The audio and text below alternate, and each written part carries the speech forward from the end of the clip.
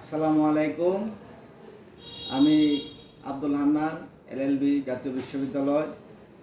আমি আজকে আলোচনা করব রেস সাব জুডিস দেওয়ানি কার্যবিধি 1908, রেস সাব জুডিস এবং রেস জুডিকাটা সম্পর্কে আমি বলবো।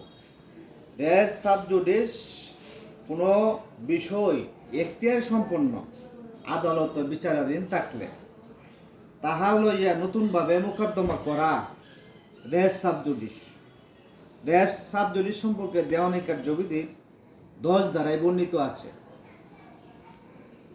কোনো আদালত এমন কোনো মোকদ্দমা বিচার লইয়া চালাইবেন না যাহার বিচার্য বিষয় সরাসরিভাবে পূর্বে দায়েরকৃত বাংলাদেশের অথবা বাংলাদেশ সরকারের আওতাধীন অপর কোনো আদালতে একই পক্ষগণ অথবা তাহাদের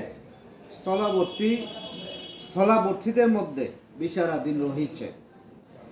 একই পক্ষসমূহের মধ্যে একই বিচার্য বিষয় লইয়া ভিন্ন ভিন্ন আদালতে মোকদ্দমা দায়ের করা হইলে ভিন্ন ভিন্ন আদালত হইতে পরস্পর বিরোধী ডিক্রি হওয়ার সম্ভাবনা থাকে।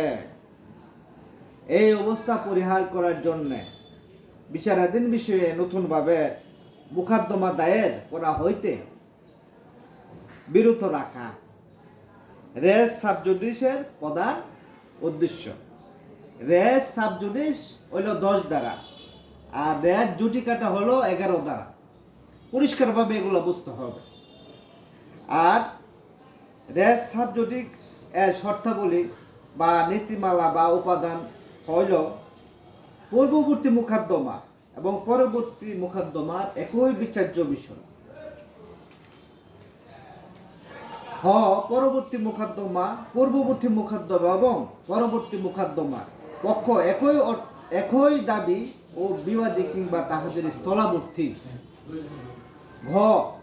পূর্ববর্তী মোকদ্দমাটি বাংলাদেশের এখতিয়ার সম্পন্ন আদালতে বিচারাধীন।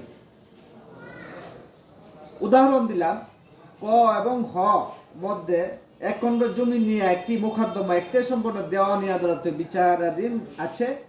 ক বা হ অথবা তাহাদের কোনো প্রতিনিধি উত্তরাধিকার উক্ত জমি একই বিষয় নিয়ে আর কোনো দেওয়ানি মোকদ্দমা দায়ের করিতে পারিবে না।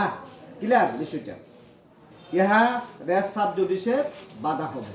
থ্যাংক ইউ, আপনাদের ধন্যবাদ। পরবর্তীতে আমি নতুন ভিডিও নিয়ে আসবো। আসসালামু আলাইকুম রহমতুল্লাহ।